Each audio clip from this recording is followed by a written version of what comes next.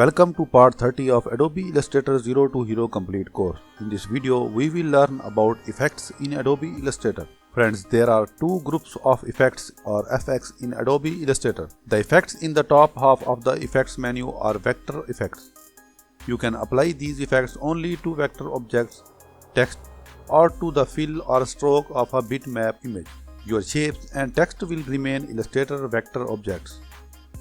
The effects in the bottom half of the effects menu are raster effects. You can apply them to either vector or bitmap images. Select an object or text and go to Effect menu and choose Stylize and Drop Shadow, or click on the Effects button in the Properties panel. Choose an effect. If a dialog box appears, then set the options and select OK.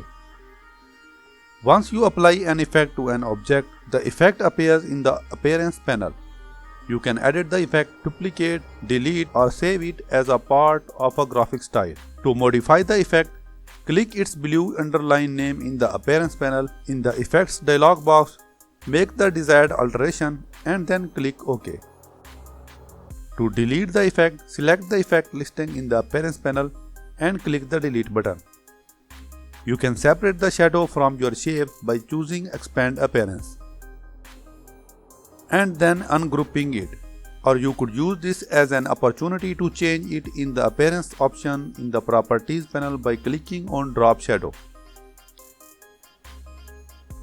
The second group of effects, which is called Photoshop effects.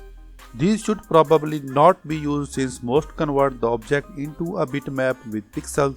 Actually, they rasterize it, leaving you with very limited further controls, blotting your file size and increasing the possibilities of having poor quality. You may be wondering why Illustrator lets you do so many things the wrong way.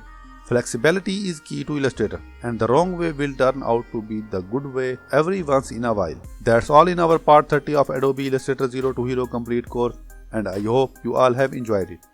Please subscribe if you want to master in Adobe Illustrator. By the way, if you have not seen our earlier videos, please take a look. This course is especially designed for those who are brand new to Adobe Illustrator.